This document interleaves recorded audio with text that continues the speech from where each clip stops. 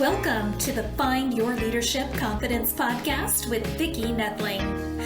You are about to discover impactful lessons that help you grow as an individual, grow your confidence, and find the positive and good within you, so you powerfully and authentically become the best version of yourself. Be sure you visit our website at www.findyourleadershipconfidence.com. While you're there, subscribe to us via your favorite network. Now tune in, get ready, and enjoy the journey of emerging as a leader of exception in the 21st century. Welcome everyone to the Find Your Leadership Confidence podcast. I'm your host, Vicki Nedling, coming to you from Roswell, Georgia. And the goal of this podcast is to share topics and guests that will empower our audience, you, to grow as a confident leader in your business or your life. Today, my guest is Kaitlin Kreczmer. Is that? Yeah, you got it. Awesome. You know, with a name like Nedling, I never know. It's that angry Polish, that silent. Yes. I don't know what So to I have the German, yeah, right? It took many years for Kaitlin to understand the true meaning of self-worth. It took many more years before she took accountability for her life and changed her way of thinking so that she could regain control of her life and live her best life. Don't we all want that? Detaching her body image from her sense of self-worth. Kaitlin dedicated herself to working through a mindset shift, opened herself up for growth opportunity. Taking time to reflect within enabled her to become more accountable, motivated, and courageous. She mastered her thoughts of me. Instead of worrying about others and what they thought of her, in the end, she lost 100 pounds. Let's just woohoo for you. Yay! It's everyone else who's done that. That's right. Done what they need to do to fall into themselves. Congratulations. Yes. She went through a divorce, moved across Providence of Ontario. She lost friends, gained friends, established professional relationships, and rediscovered herself, her love of self and fashion. In 2020, and here I love this part, she bossed up and made it a mission to advocate for other women.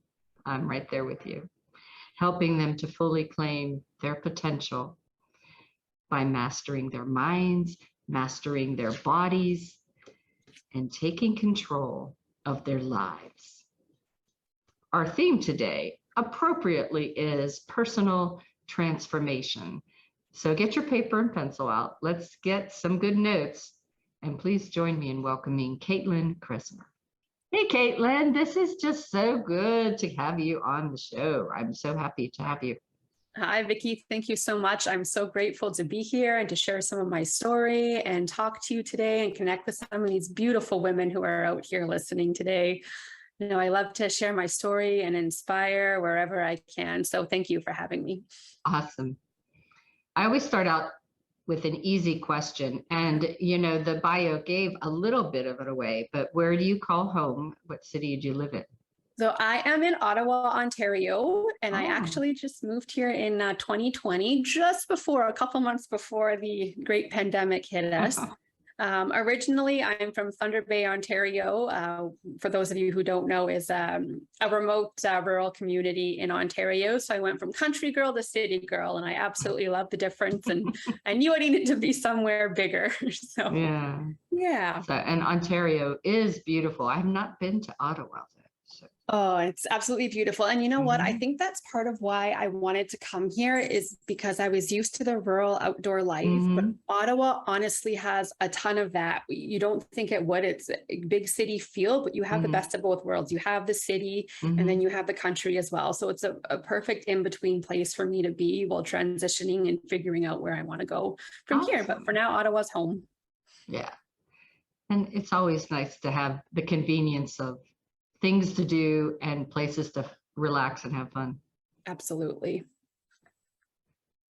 So transformation, when we think of that word, body image does come into mind.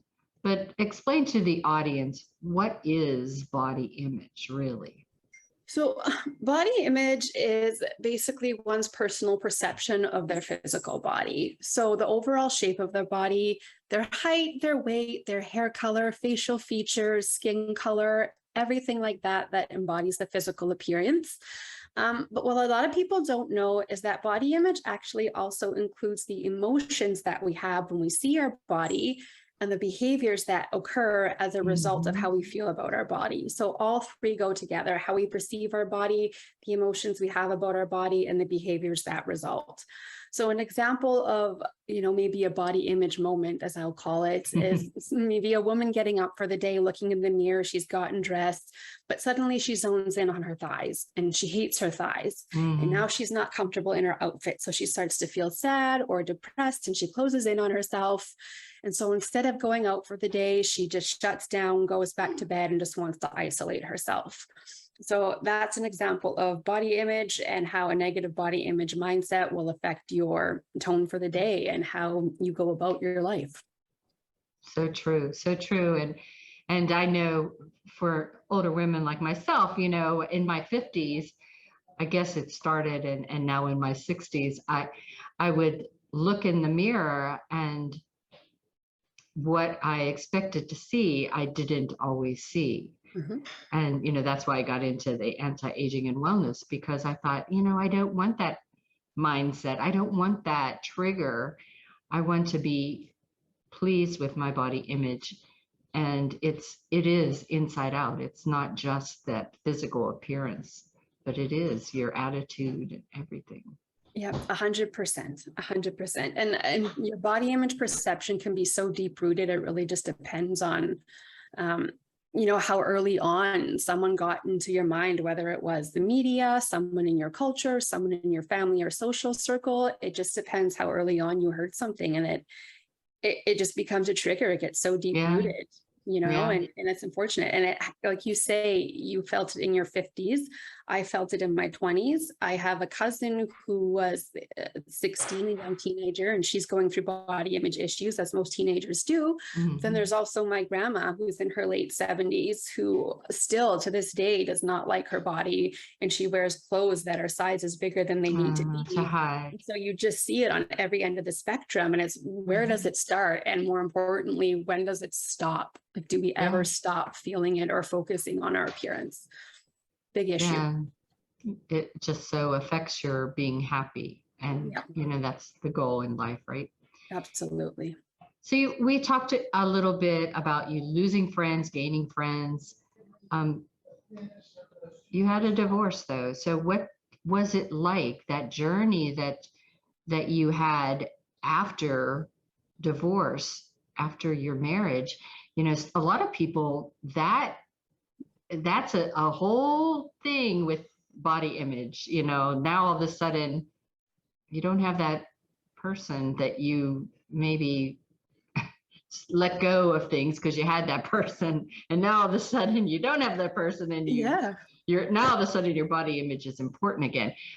Just talk to us about what was that like for you? Yeah, you know what? And it's true. And body image is something that definitely correlates with relationships, but that's a whole topic for another day. Another day. Yeah, but honestly, I got my clarity while I was in my marriage, and that's what brought an end to my marriage. So honestly, after marriage was much easier for me because I was so much more aligned with myself. So I kind of moved on, but I'll just share more of my story throughout my marriage, just to give you some idea of the process that I went through. And someone might have felt these after their marriage, you don't know. But when I got married, I was lacking in confidence and self-worth. And that's what I gained and had at the end of my marriage that resulted in a divorce. At the time I got married, I weighed over 250 pounds. I was an overeater. I bullied myself by making fun of myself, and I bullied my husband by making fun of us as a plus size couple.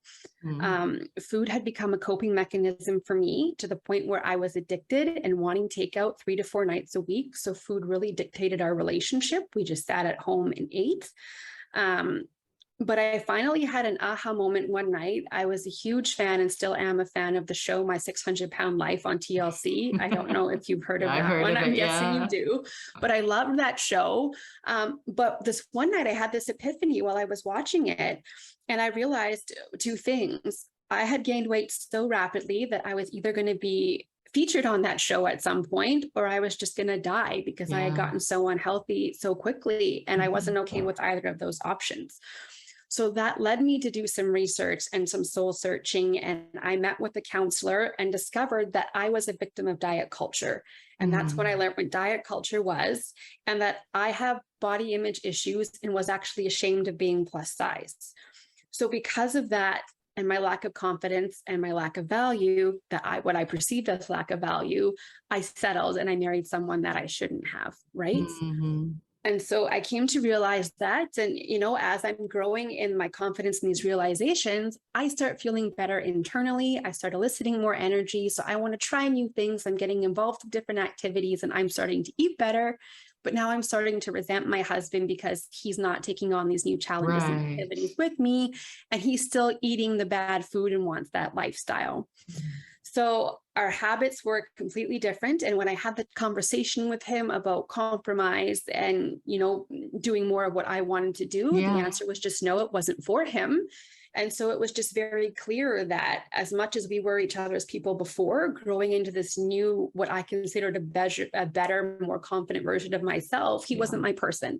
And though he was a great person, he wasn't my person, and our lives didn't align anymore. So the divorce itself was easy for me. Obviously, I felt bad hurting him. He didn't expect it at the time. And there's all the family and friends that are involved. And that's where I lost some of my friendships, was with that divorce.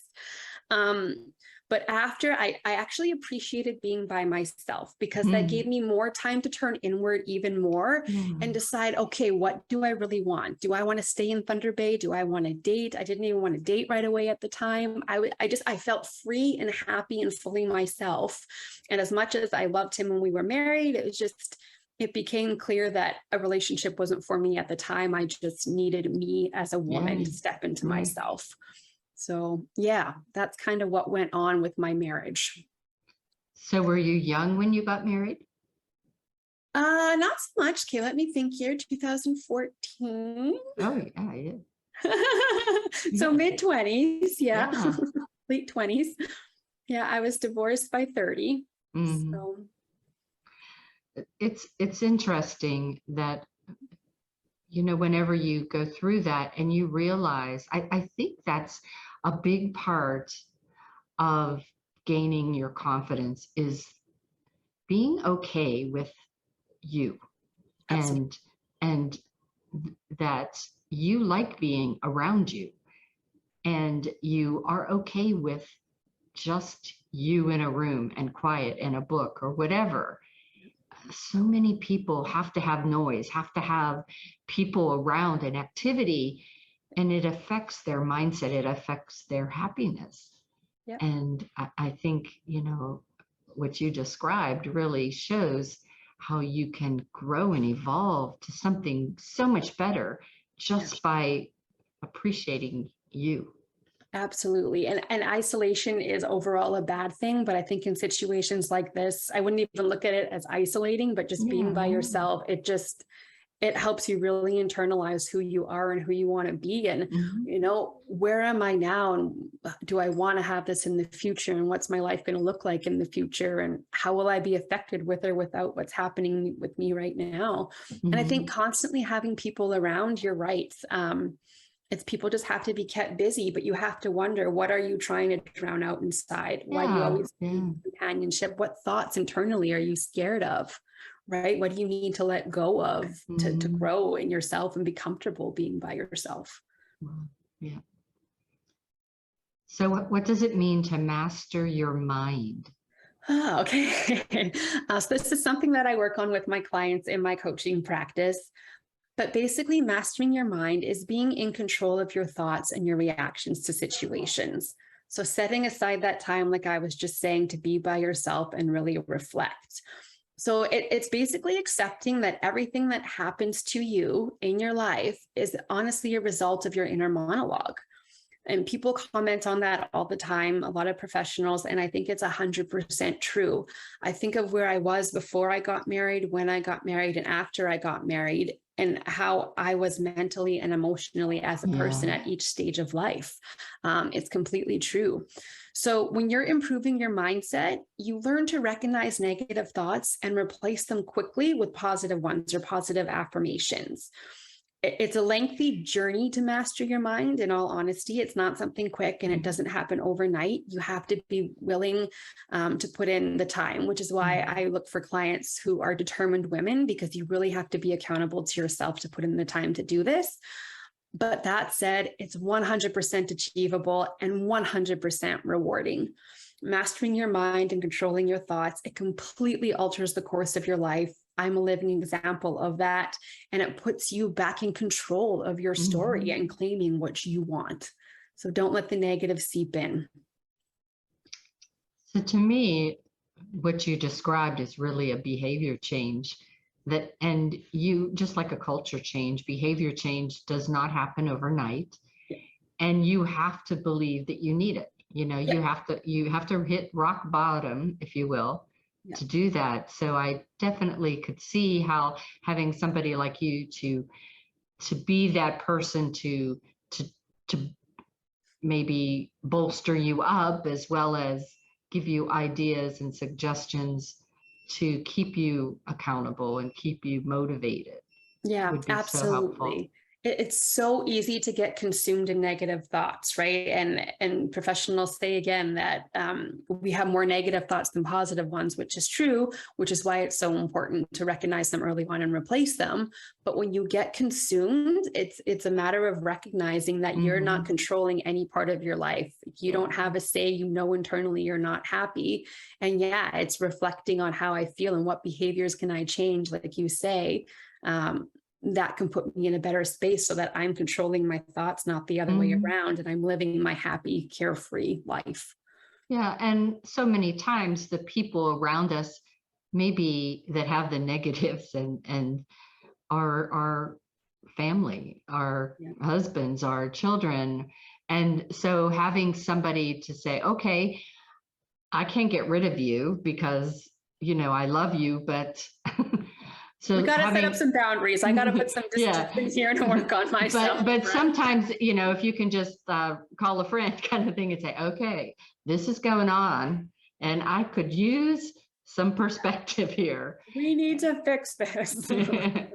So definitely that's where the value and the benefit of someone that can coach you through something like that. Absolutely. Yeah. Do body image and self-worth mean the same thing? No, they absolutely do not. But the unfortunate thing is that people blend them together all the time. And we see that so often. I think it's quite obvious. But like I said earlier, body image is how someone perceives their physical body, whereas self-worth is one's overall value just for being a person. So let's be real, when it comes to your worth and your value, you're a good person or you're not. And at the end of the day, it has nothing to do with your appearance, right? But I definitely see where the confusion comes from. And a lot of it is social media and mainstream ideas that are out there about how you're supposed to look and how you're supposed to act and how you're supposed to feel. And it's really hard to feel that you're valuable when you're also told that you're different, right? You feel like you don't belong. And because my body doesn't have this shape, or I don't have this hair color or whatever it is, I don't deserve to have this job or have this happy future or go after my goals. And it completely deters you. So I see where the confusion comes. I see where people meld it together. But it's really important. And again, that's part of mastering your mind and taking control, is learning to detach your appearance from your worth, because they are not the same. And that's the issue that I had before I got married. I completely believed I wasn't capable of more. I went through a few different careers and this whole whirlwind I won't get into, but it's because I couldn't recognize my worth or value myself because I was fat, I was different, I had red hair. Back then I had crooked teeth and braces and all the things that were just traumas for me from being a child, right? It just stuck, and you really have to work on that. But yes, they're not the same thing. And if you're struggling with that, really reflect on how you're connecting things, because they don't belong together at all. And it's so funny you talk about your hair, and for me, like a bad hair day can be a bad day, and you know that it shouldn't, but it just really can. And the frustration, I think that to just be able to get over that, like, okay, I'm going to just wear a ponytail today, and this is what I'm going to do, you know. Yeah, and you should be able to ultimately at the end of the day look at the mirror and be like, okay, cool, moving on. I look, you know, this is my cash look, and I'm good with it, you know, or oh, this is my dressed up fancy, you know, evening gown kind of look, and I'm okay with that too. Yeah, you know, and just know that everything, it's, and I think I love to look at my grandkids, and how they look at me, and it's like you could just see this love, no matter how, you know, if we wake up in the morning and I look like crap, they still want to hug and kiss me and stuff. And so I think that's what you know, that's where we have to kind of just get over it, I guess. Absolutely. And you have to nurture that spirit. You have to keep that going in them, right? No matter what the pressures are from society, let them remember that a person's a person and love them. Just love them. I mean, here I do have an anti-aging wellness business, and I do try to have people look good and feel good, but it's just because it's so tied to that self-image piece. It's like, you know, it's like, okay, well, don't let yourself go down the drain. Yeah. You know, but we do also all have a certain aesthetic, right? We all, I mean, there's your general grooming, brushing your teeth, brushing your hair, showering, washing your face, right? But we all also have preferences, but you just really have to look at why am I doing this? Why do I want the anti-aging cream? Does it make me feel better? Or do I feel like I have to do it? Or is it an obsession where you have to have it all the time and you have every single cream that's out there and you're using a few different ones at a time, right? I mean, there's a difference between doing something to make yourself just generally feel better because it's a part of you and obsessing about it and feeling the need to. So those creams are perfectly okay. It's just how you're going about using them and why. It's, you know, it leads nicely to this next piece, which is what does beautiful plus unconventional mean to you? Oh, so beautiful and unconventional is very important to me. It makes my heart happy all the time. It's actually a slogan that I developed from my e-commerce fashion boutique, Bohemian Beach Boutique. And it's basically a woman who lives unconventionally carefree, you know, despite the societal norms and trends and fads and ridiculous opinions that are out there. She's just unequivocally herself and not afraid to show off her style, personality, and just be her. She doesn't fall into all the bullshit pressures that are out there for women from mainstream society. So that's beautiful and unconventional, just being yourself and not being afraid to do that. Yeah, every time I think of Bohemian, that's exactly what I think of. You know, it's like, you know, and that person that has that style always captures a person's attention as they walk in a room. Absolutely. It's a statement maker, and it's because you're standing out because you are different. At the end of the day, as much as people talk about how you need to be the same, being different and being unique it's so much better. And there's a reason people are drawn to it, because it's authentic, right? You're not the same as everybody else. So it's beautiful. And that's why I use the word bohemian in the boutique's name, because it all just smells beautifully. As an independent, carefree woman, just vibing her thing. Love it. How do you let go of old beliefs and thought patterns? So this is another lengthy process, much like learning to control your mindset. In a way, they do go hand in hand, but definitely not a one and done process. It's a matter of self-reflection and really turning within and being able to dig up those emotions, the painful emotions, and looking at your past. So you're kind of looking at identifying where a belief or feeling that you have came from, who did it come from? At what stage of your life were you in when you came across it? Who was this individual? What was their role to you? What did they criticize about you, or what did you hear from them that made you think something wrong about yourself? Because all of our negative body image beliefs come from somewhere. Something happened once upon a time that got this in your head. So you really have to go through the past and look at everything that's happened between then and now and write it all down, voice memo it down, be very specific, go through the pains and the hurts, because you can't grow without that. It's a process, but we do it. And then once you've identified the roots, it's a matter of digging them out and disposing of them. We're not going to replant them. Yeah. That's where that mindset control comes in, and using the positive affirmations and replacing the negative thoughts. And once you do this, you start to see the new perceptions that you want, and they become more real for you. So it hurts to let go of old beliefs, but you have to move forward and really fall in love with and appreciate yourself and find your worth and value. Just always forgive and forget yourself. And then giving forgiveness to the past, right? Whatever happened, write a letter to the situation or the person, tear it out, burn it, toss it in the wind, let it go, forgive, and fall in love with who you are. Yeah, because that really affects your mindset. I have so many stories of people that I've known in my life where they just couldn't let go. Yeah, it's on like to it. It's destroyed relationships and their happiness and just made them sad. And it's like, but why? It was years ago. Yeah, what's it worth? Like, what have you gotten out of it for yourself, for your growth, for your confidence, for your happiness? What has holding on to something negative gotten you? It makes me sad when people hold on to those things, and they're so unwilling to let go, and it's hard. Right. Guess what time it is?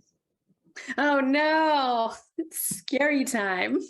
Rapid fire. Okay, no pressure. So again, this will be easy for you. That you had such an extensive bio that I thought I would throw some of these things into the rapid fire. Okay. So let us first talk about body image struggles men and women face today.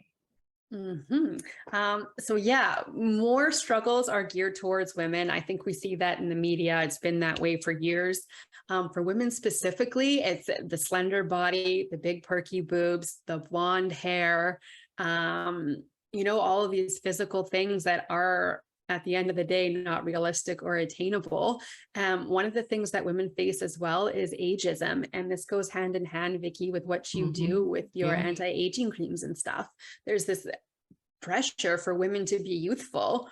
And despite the natural gravity and change of the human body, right? The body changes, things start to droop. We can't control that. There's this pressure for 40, 50, 60-year-old women to look like they're back in their 20s. So there's a lot of it geared towards women, but men aren't free from it either. We see it less with men, and maybe as women, we don't pick up on it as often, but it's definitely there.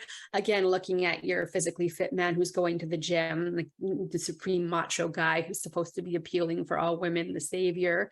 When you look at grooming for them, beards or no beards, and what color hair they should have, and what kind of fashion are they wearing. Like, no one's really free from it. No.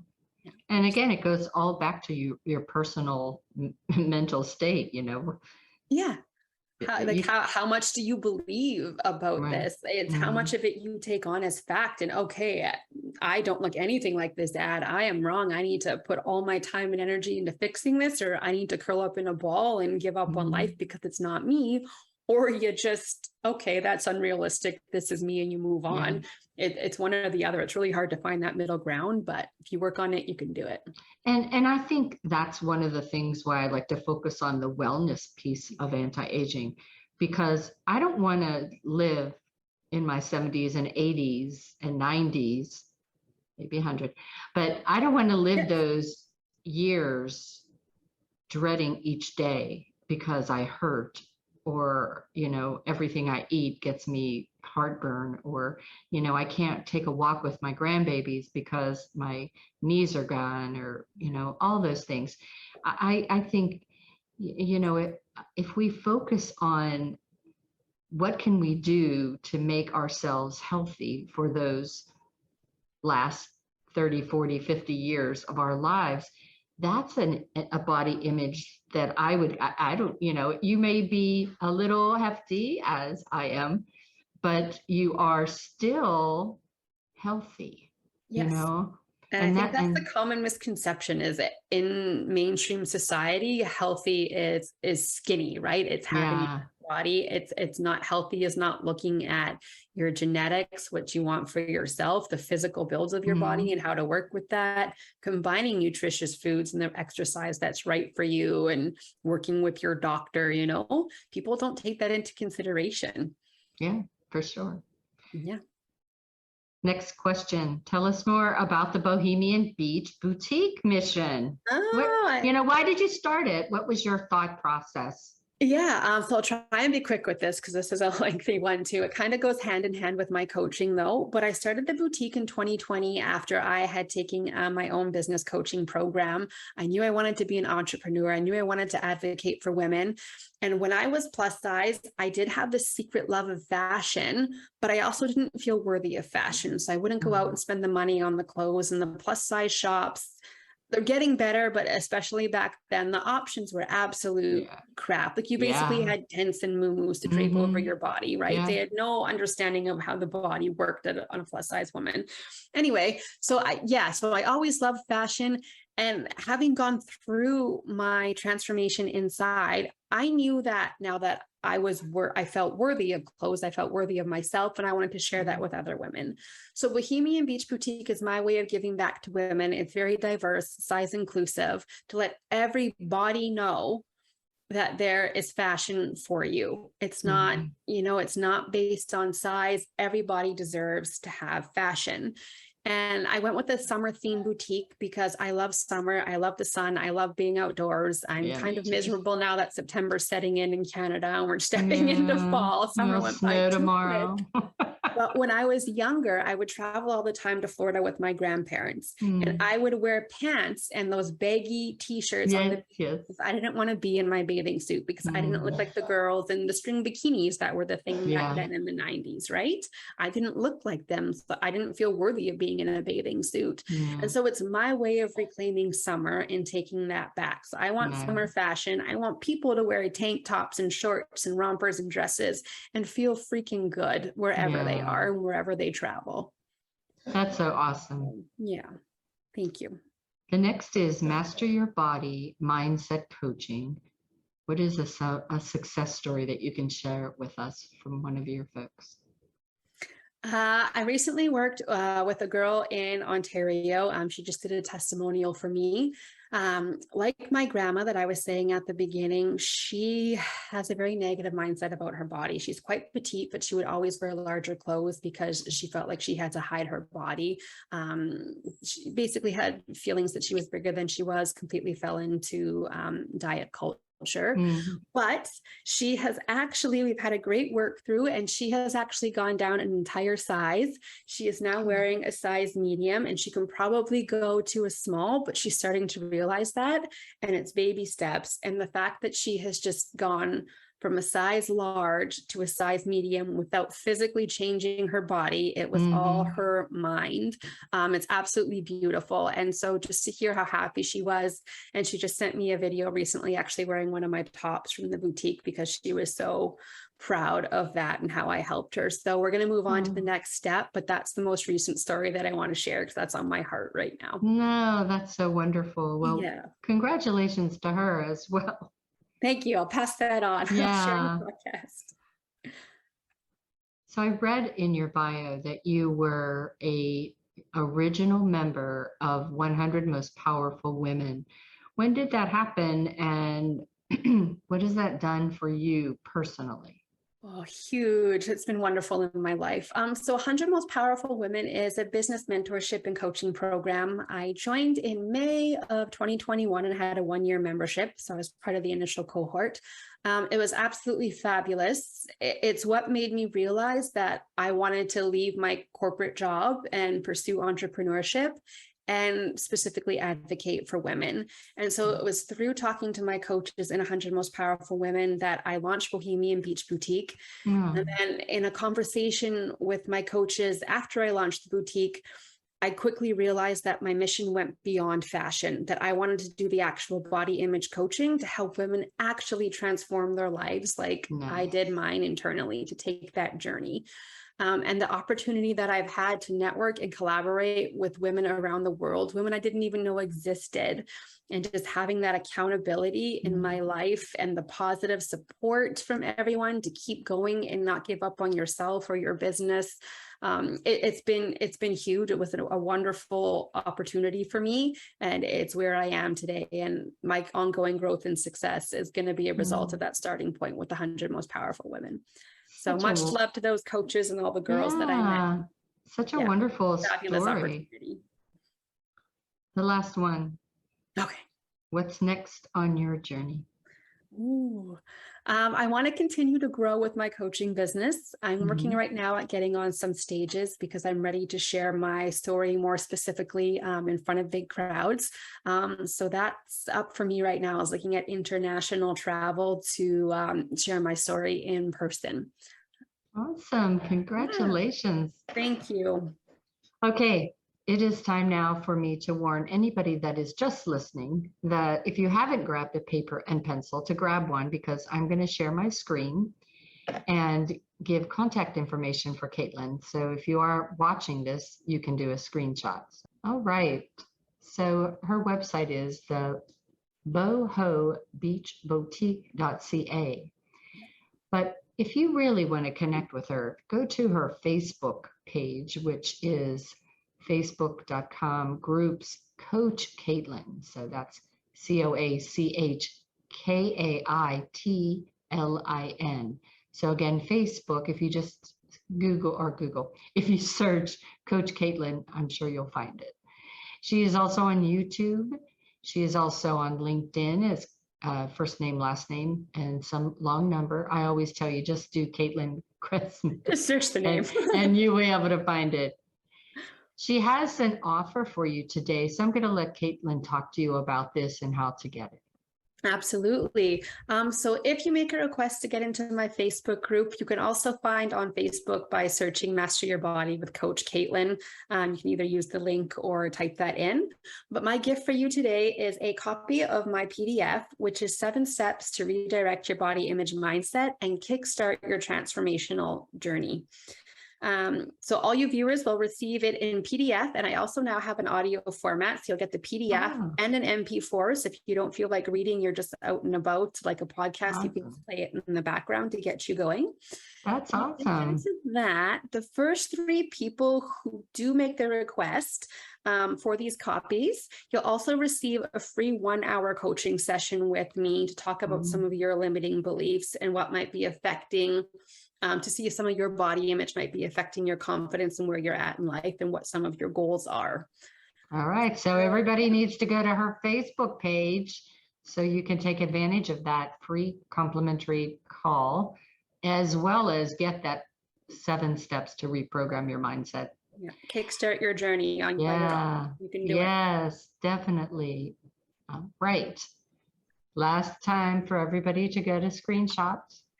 So it has flown by, but I want to thank you so much for being my guest today and sharing your tips, your great advice, your stories, and maybe having some people think, that's me.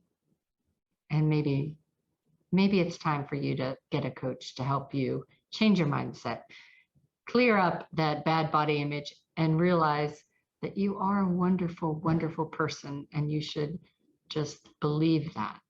Yes. Thank you so much, Vicki, for having me. It's been a pleasure. Yeah. And yes, to everyone out there, know that you are worthy and capable of all your dreams. You just got to go inside, pluck out the bad, and see your true value. Take it for what it's worth, girl. Yeah. Thank you. So as always, I end with, until next time, remember that life is a journey and it's up to you to enjoy the ride. This is Vicki Nettling signing off.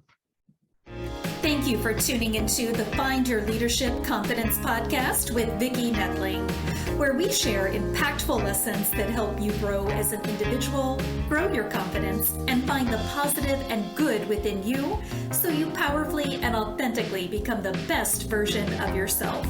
Remember to visit our website at www.findyourleadershipconfidence.com and enjoy even more great episodes like this one. Again, while you're here, subscribe to us via your favorite network. We look forward to seeing you next time on the Find Your Leadership Confidence podcast.